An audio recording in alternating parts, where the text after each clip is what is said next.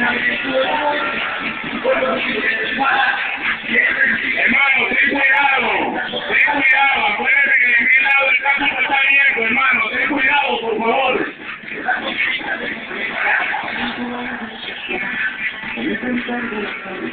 Esta corneta,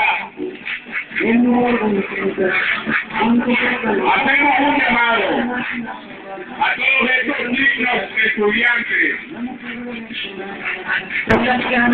Vamos a convertirnos en factor multiplicador del mensaje del no. ¿Cómo? Vamos a organizarnos, vamos a salir en nuestras comunidades, en nuestras círculos de amistades y vamos a poner a todo el mundo en los árboles, en la franela, en la cadenita vieja, vamos a poner un no bien grande.